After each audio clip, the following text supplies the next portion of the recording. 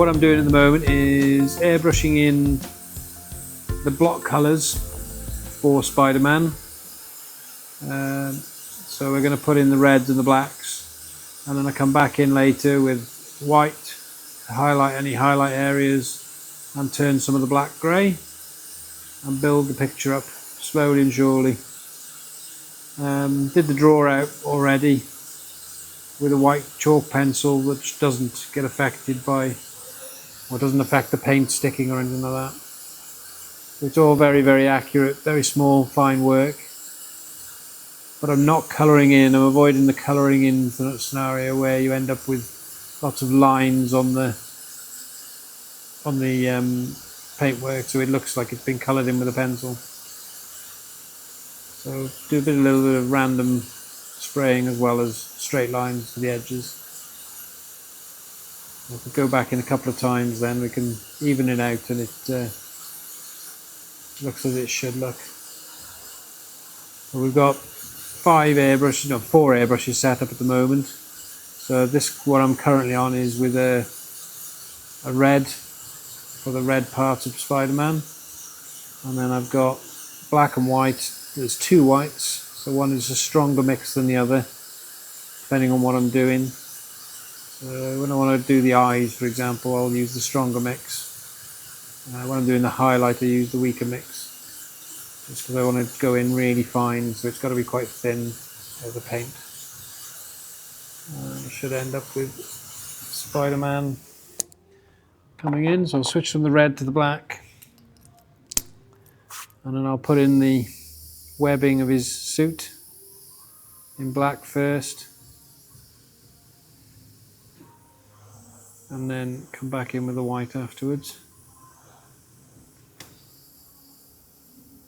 So each thing that we paint, every time we airbrush, or I airbrush, there's always different nuances, different ways of doing things. So what I'm currently doing is what's called freehand work. So there's no stencil on the actual item. There's no masking tape or any sort of stencil film or anything like that. It's literally following the lines of the picture. It keeps it nice and soft and natural.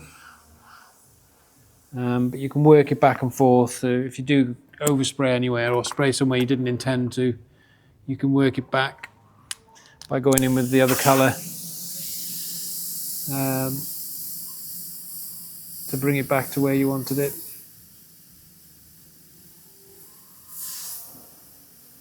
I'm just putting in some highlights now to make the webbing 3-dimensional. We've got a reference picture just down here on the iPad, just so that I can see how it looks on the original.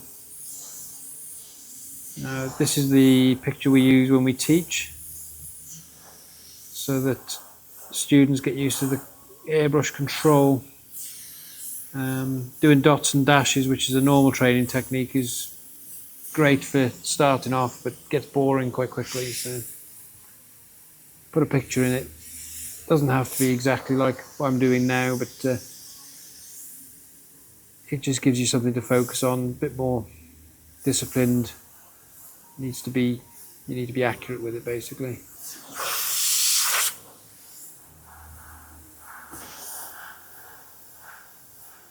And so you got a lot of leeway with this. You can work it back and forth.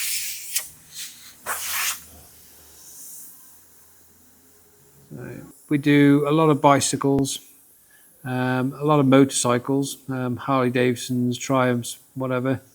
From the standard, just basic work of painting a tank black or whatever colour they want, up to doing full artwork on there. Similar to this, I suppose, similar artwork to this. And then obviously I've got a guitar in front of me at the moment. I could have a bonnet of a car in front of me. It's literally, if it stays still long enough and can be painted, then we will paint it. We do an awful lot of engine covers, which are the top of the engine that you see when you lift the bonnet of a car. And it's down to the imagination of the owner as well. So what I'm doing here is just picking the paint off the needle on the end, because it blocks up and then means that you can't spray as neatly.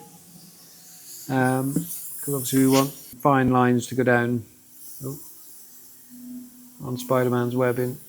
Switching back and forth, it's handy to run more than one airbrush. If you're first learning, what you would do is you do all of the red on the picture, so all of this area on his arm, put it all in, switch colour if you're only using one airbrush, switch the colours, and then it takes a little bit longer, but you would work one colour at a time so that you're not having to clean the airbrush over and over and over again. As a general rule, most airbrushes will do most jobs if you're careful with them and you get used to how they work. Just practice, practice, practice. So we'll finish off putting the red on his head now. And then we'll go back around with the black and the white. As you see, I'm avoiding colouring in, as I said before. It's very obvious when you do that. You just